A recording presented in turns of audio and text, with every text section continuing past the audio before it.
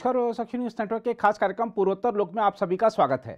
आज के कार्यक्रम में बात करेंगे अरुणाचल प्रदेश में राष्ट्रपति के होने वाले पहले दौरे की, असम में चल रही राजनीतिक गतिविधियों की, 3 राज्यों में चल रही चुनावी प्रक्रिया की और मिजोरम सरकार के बजट तथा समान नागरिक संहिता के खिलाफ पारित किए गए प्रस्ताव की। लेकिन सबसे पहले बात करते हैं अरुणाचल प्रदेश की।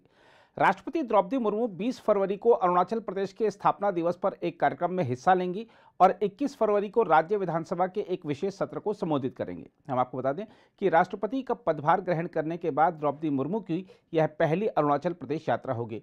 विधानसभा के सचिव के हाबुंग ने बताया है कि राष्ट्रपति मुर्मू 21 फरवरी को राज्य विधानसभा के विशेष सत्र को संबोधित करेंगी। असम से आई खबरों की बात करें तो एमवी गंगा विलास पोत पड़ोसी देश बांग्लादेश से गुजरने के बाद शुक्रवार को असम पहुंच गया। इसे दुनिया का सबसे लंबा रिवर क्रूज जहाज बताया जा रहा है। एक आधिकारिक बयान में कहा गया है कि जहाज भारत बांग्लादेश सीमा के पास धुबरी में 0 पॉइंट को पार कर गया और यह 1 मार्च तक राज्य के पूर्वी छोर डिब्रूगढ़ तक पहुंचने की अपनी यात्रा जारी रखेगा। एमवी गंगा विलास असम में 13 दिनों की यात्रा करने वाला है और यह धुबरी, जोगीघोपा, पांडु, काजीरंगा और माजुली से होते हुए डिब्रूगढ़ पहुंचेगा। इस आलीशान जहाज के भारत के 5 राज्यों और बांग्लादेश समेत 27 नदियों से होते हुए 3200 किलोमीटर से अधिक की दूरी तय करने की योजना है। बयान में कहा गया है कि जहाज पहले ही उत्तर प्रदेश, बिहार, पश्चिम बंगाल और बांग्लादेश की यात्रा कर चुका है। एमवी गंगा विलास को 13 जनवरी को प्रधानमंत्री ने उत्तर प्रदेश में वाराणसी से हरी झंडी दिखाई थी। इसे भारत के ऐतिहासिक, सांस्कृतिक और धार्मिक महत्व वाले समृद्ध ऐतिहासिक स्थलों को दिखाने के मकसद से तैयार किया गया है। इसके अलावा असम के जोरहाट जिले में एक बाजार में लगी भीषण आग में 200 से अधिक दुकानें जल गई हैं। अधिकारियों ने बताया है कि जोरहाट शहर के मध्य में स्थित चौक बाजार में गुरुवार देर शाम लगी आग पर काफी हद तक काबू पा लिया गया है। दमकल के वाहन अब भी कुछ हिस्सों में लगी आग को बुझाने के काम में जुटे हैं। अधिकारियों ने बताया है कि आग बुझाने के लिए बाजार में 25 से अधिक दमकल वाहनों को भेजा गया था, जो एक दुकान में संभवतः शॉर्ट सर्किट होने से लगी थी। पुलिस के एक अधिकारी ने बताया कि आग में किसी के हताहत होने की सूचना नहीं है, क्योंकि सभी दुकानें बंद थीं और दुकान मालिक और कर्मचारी अपने अपने घर चले गए थे। उन्होंने कहा कि आग से क्षतिग्रस्त हुई अधिकतर दुकानें किराने के सामान और कपड़ों की थीं। इसके अलावा असम के कांग्रेस विधायक नूरुल हुडा ने राज्य सरकार के 3 दिवसीय अतिक्रमण विरोधी अभियान को आखिरी दिन कुछ समय के लिए रोकने की कोशिश की। हम आपको बता दें कि इस अभियान में सरकार ने सोनितपुर जिले की करीब 1900 हेक्टेयर वन और नजूल की जमीन मुक्त कराई है।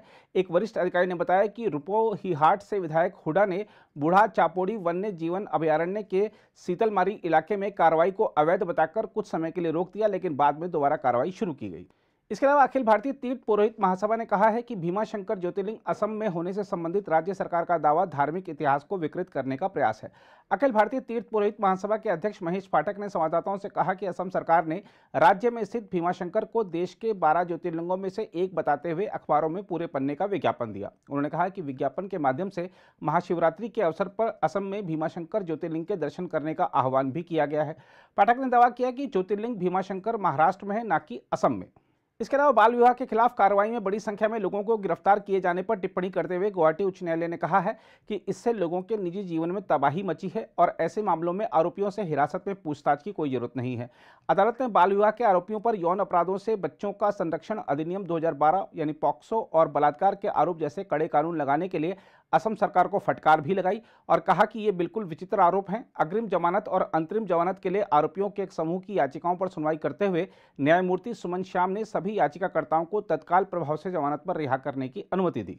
इसके अलावा असम के मुख्यमंत्री हिमंत विश्व शर्मा ने राजस्थान विधानसभा में विपक्ष के नेता गुलाब चंद कटारिया को पूर्वोत्तर राज्य का नया राज्यपाल बनाए जाने पर उन्हें बधाई दी है। हिमंत विश्व शर्मा ने कहा कि जनसेवा में कटारिया के अनुभव से असम को फायदा होगा। मुख्यमंत्री ने ट्वीट किया, गुलाब चंद कटारिया जी को असम का माननीय राज्यपाल नियुक्त किए जाने पर हार्दिक बधाई। मेघालय से आई खबरों की बात करें तो आपको बता दें कि राज्य कांग्रेस ने आरोप लगाया है कि सत्तारूढ़ नेशनल पीपुल्स पार्टी यानी एनपीपी महिलाओं और बच्चों की सुरक्षा करने में नाकाम रही है और शिशु और मातृ मृत्यु दर सूचकांक के मामले में राज्य का प्रदर्शन बहुत खराब है। चुनावी राज्य में संवाददाता सम्मेलन को संबोधित करते हुए अखिल भारतीय कांग्रेस कमेटी की मीडिया समन्वयक बबीता शर्मा ने कहा कि एनपीपी ने 2018 के चुनावी घोषणा पत्र में मेघालय में महिलाओं को सशक्त करने का वादा किया था, लेकिन आंकड़े हमें कोई और ही कहानी बयां करते हैं।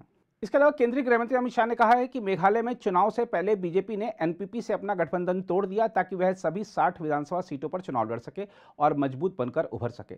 नॉर्थ तुरा निर्वाचन क्षेत्र में चुनावी रैली को संबोधित करते हुए उन्होंने राज्य में भ्रष्टाचार को खत्म करने का वादा करते हुए लोगों से बीजेपी को वोट देने की अपील की। उन्होंने कहा, राज्य में कुप्रबंधन और भ्रष्टाचार के कारण 2022-23 में घाटा 1849 करोड़ रुपए था। उन्होंने कहा कि यह मेघालय जैसे छोटे राज्य के लिए एक बड़ी राशि है। अमित शाह ने कहा कि आरबीआई की एक रिपोर्ट के अनुसार मेघालय देश में सबसे धीमी गति से विकास कर रहा है।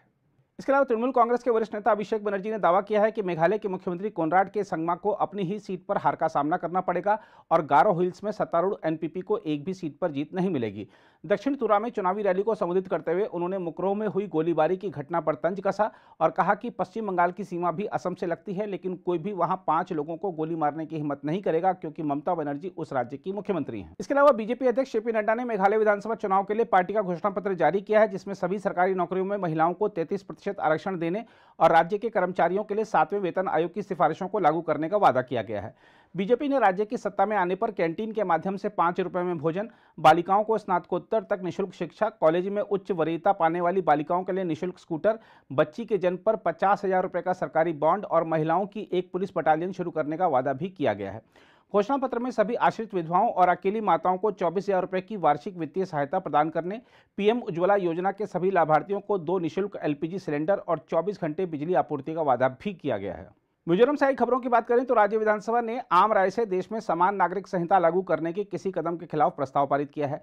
गृह मंत्री लालचाम लियाना ने प्रस्ताव पेश किया, जिसमें कहा गया है कि यह सदन भारत में समान नागरिक संहिता लागू करने के किसी कदम या प्रस्ताव का विरोध करने का आम राय से संकल्प लेता है। प्रस्ताव पेश करते हुए गृह मंत्री ने कहा कि यूसीसी को यदि लागू किया गया तो देश बिखर जाएगा, क्योंकि यह धार्मिक या सामाजिक परंपराओं, प्रथागत कानूनों, संस्कृतियों और मिजो लोगों समेत धार्मिक अल्पसंख्यकों की परंपराओं को खत्म करने का एक प्रयास है। इसके अलावा मिजोरम के मुख्यमंत्री जोरामथांगा ने विधानसभा में वित्त वर्ष 2023-24 के लिए 14,209.95 करोड़ रुपए का बजट पेश किया। बजट में कोई नया कर जोड़ने या मौजूदा कर को बढ़ाने का प्रस्ताव नहीं है। मुख्यमंत्री ने चालू वर्ष के लिए 3,265.69 करोड़ रुपए की पूरक मांगे भी पेश की। त्रिपुरा से आई खबरों की बात करें तो राज्य विधानसभा की 60 सीटों के लिए गुरुवार को करीब 88% मतदाताओं ने अपने मताधिकार का प्रयोग किया और चुनाव कुल मिलाकर शांतिपूर्ण रहा। एक वरिष्ठ निर्वाचन अधिकारी ने यह जानकारी दी। अतिरिक्त मुख्य निर्वाचन अधिकारी सुभाषिष बंदोपाध्याय ने बताया, विधानसभा चुनाव के लिए औसतन 87.63% मतदान हुआ और गुरुवार रात 8:30 या 9 बजे तक मतदाताओं ने अपने मताधिकार का प्रयोग किया। उन्होंने बताया कि राज्य में पंजीकृत कुल 28.14 लाख मतदाताओं में से करीब 24.66 लाख ने अपने मताधिकार का प्रयोग किया। नागालैंड से आई खबरों की बात करें तो आपको बता दें कि कांग्रेस ने आरोप लगाया है कि नागालैंड के विकास पर बीजेपी के ऊंचे दावे जमीनी हकीकत से बिल्कुल अलग हैं तथा यह पूर्वोत्तर राज्य अब भी व्यापक बेरोजगारी के अलावा अच्छी सड़कों, उचित बिजली, जलापूर्ति की कमी से जूझ रहा है। कांग्रेस की मीडिया संयोजक महिमा सिंह ने दावा किया कि एनडीपीपी के साथ मिलकर बीजेपी सत्ता में चिपके रहने के लिए राज्य के लोगों को बेवकूफ बनाने की कोशिश कर रही है। इसके अलावा प्रधानमंत्री नरेंद्र मोदी ने मेघालय और नागालैंड के विकास के लिए बीजेपी की प्रतिबद्धता पर जोर दिया है। बीजेपी अध्यक्ष जेपी नड्डा ने बुधवार को मेघालय और मंगलवार को नागालैंड विधानसभा चुनाव के लिए पार्टी का घोषणा पत्र जारी किया था। मोदी ने एक ट्वीट में कहा, बीजेपी मेघालय का सर्वांगीण विकास करेगी और युवाओं की आकांक्षाओं को पूरा करने वाले शासन पर ध्यान केंद्रित करेगी। हमारे घोषणा पत्र में राज्य के लिए हमारी योजना के बारे में विस्तार से बताया गया है।